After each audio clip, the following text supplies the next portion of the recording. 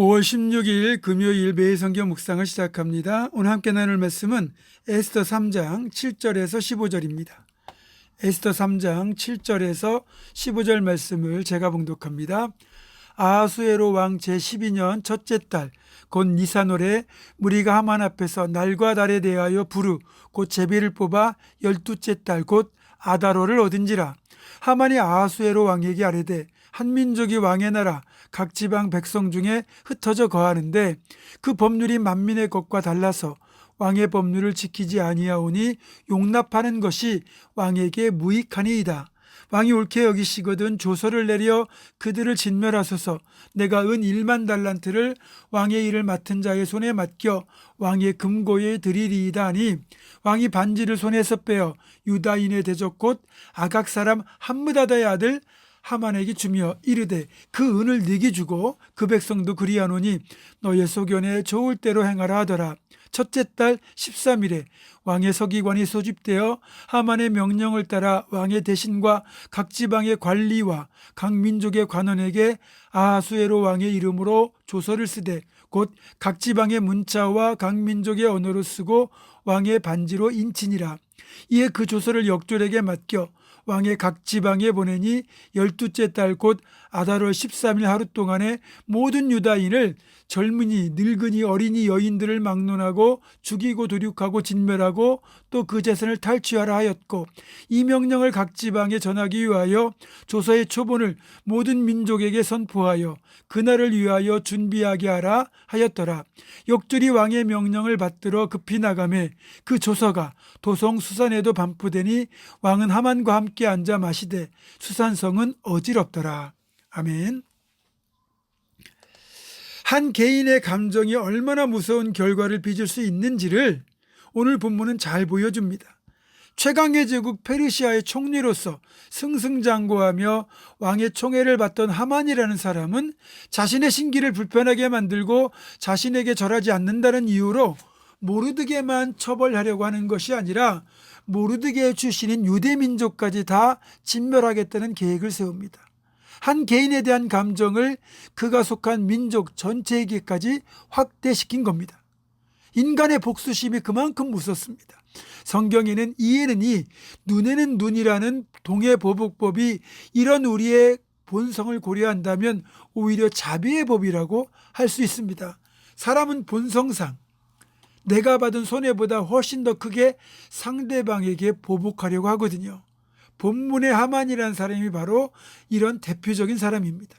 문제는 하만에게 이렇게 복수할 수 있는 권력까지 주어져 있다는 겁니다. 그것이 복수의 확대를 가능하게 만들었고 그렇게 치밀하게 복수를 준비하면서도 일말의 거리낌도 없었다는 겁니다. 그는 자신이 가진 권력, 왕과의 친밀한 관계를 이용하여 왕을 설득해서 자신의 복수를 감행하려고 합니다. 그리고 이것만으로는 왕의 허락을 받기에는 부족하다고 생각했는지 아니면 미심쩍었는지 꽤 큰 규모의 뇌물까지 제공합니다. 하만이 아하수에로 왕에게 바치기로 한 뇌물의 규모는 무려 은 1만 달란트입니다. 역사가 헤로도투스에 의하면 1만 달란트는 당시 페르시아 제국의 1년 예산과 맞먹는 금액이라고 합니다. 혹 유대인들이 죽게 될 경우에 국가적인 노동력 손실이 발생할 것에 대한 염려마저 이렇게 엄청난 뇌물로 해결하는 치밀함을 보입니다. 사실 세상에는 수많은 하만들이 있습니다. 하만들은 자기의 능력을 이용하여 자기가 원하는 바를 어떻게든 이룰 수 있다고 생각하는 사람들입니다. 그리고 그 목적을 달성할 수만 있다면 수단과 방법을 가리지 않습니다. 이 목적이 옳은지 그른지 방법과 수단이 옳은지 그른지 그건 전혀 중요하지 않습니다. 중요한 건 단 한 가지, 내 목적을 이루고 그 목적을 이루기 위해 어떤 수단과 방법이든 동원하겠다는 겁니다. 신앙인이 이런 세상의 하만과 다른 점은 목적 자체부터가 하나님이 기뻐하실 목적인지 점검하고 하나님이 기뻐하실 목적이라 하더라도 그것을 이루기 위해 사용하는 수단과 방법, 그 과정까지도 선해야 한다는 겁니다. 동기부터 과정, 성취까지 다 선하게 우리가 이루어야 되는 겁니다. 자, 그렇다면 하만이 지금 왕에게 유대인들을 무고하는 내용을 한번 보도록 하겠습니다. 8절을 보면 하만이 왕에게 이렇게 이야기하죠. 한 민족이 유대인들을 말하는 겁니다. 그런데 왕에게는 유대인이라고 하지 않고 그냥 한민족이라고 말함으로써 구체적으로 누구를 없애려고 하는지 모르도록 합니다. 이들이 각 지방에 흩어져 사는데 그들의 법률이 달라서 왕의 법률을 지키지 않기 때문에 왕에게 무익합니다라고 하죠. 왕에게 유익한지 무익한지 아무런 근거도 제시하지 않고 단지 왕의 법률을 지키지 않는다고 두루뭉술하게 혐의를 덮어 씌웁니다. 앞선 2장에서 유대인인 모르드게가 왕을 암살하려던 자들의 암살 음모를 꾸미는 것을 발견해서 왕에게 아뢰어 왕의 생명을 지킨 일이 있는데 이런 이야기는 다 감추고 왕의 법률을 지키지 않는다고 무고하는 것을 볼 수가 있습니다. 이처럼 악은 교활하고 무지막지할 때가 많습니다. 열왕기상 22장을 보면 이런 이야기가 나옵니다. 아합이 나봇이라는 사람의 포도원을 차지하고 싶어서 포도원을 팔라는 제안을 했을 때 나봇이 토지 매매는 하나님이 금하신 명령이라고 하면서 단칼에 왕의 제안을 거절했다가 아합 왕의 아내인 이세벨의 악한 계교로 인하여 하나님과 왕을 모독했다는 누명을 쓰고 돌에 맞아 죽는 일이 나오잖아요. 완벽한 계략이었지만 하나님이 다 보고 계셨고 엘리야를 보내서 이런 악한 계교를 통해 무지한 자의 피를 흘린 아합의 집안에 엄중한 심판을 선포하셨고 그대로 저주를 받아 아합과 이세벨과 그들의 집안이 완전히 멸망하고 말았습니다. 하만은 하나님께서 다 지켜보고 계신다는 걸 몰랐습니다.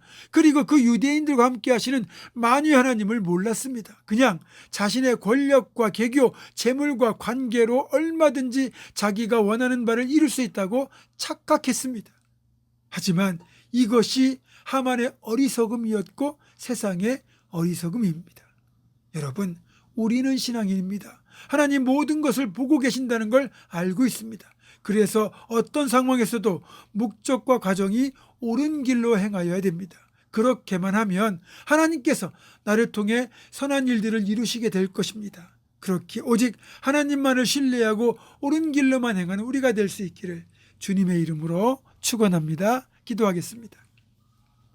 세상은 하만처럼 자신의 권력과 깨와 관계와 수단을 이용하여 얼마든지 내가 원하는 목적을 이룰 수 있다고 생각하고 그렇게 행동합니다. 그러나 우리는 신앙인이기에 모든 것을 보시고 헤아리시고 판단하시고 주관하시는 하나님만 바라보며 세상의 방식이 아닌 하나님께서 기뻐하시는 목적과 수단과 방법을 통하여 그 일들을 이루려고 합니다. 하나님, 우리가 절대로 세상 방식에 흔들리지 않게 도와주시고 어떤 상황에서도 하나님만을 신뢰하고 옳은 길로 행하는 우리가 될 수 있도록 인도하여 주시옵소서.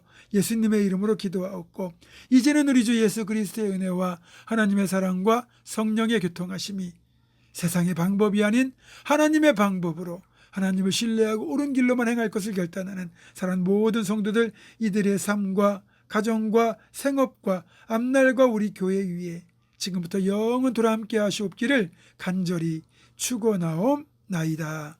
아멘.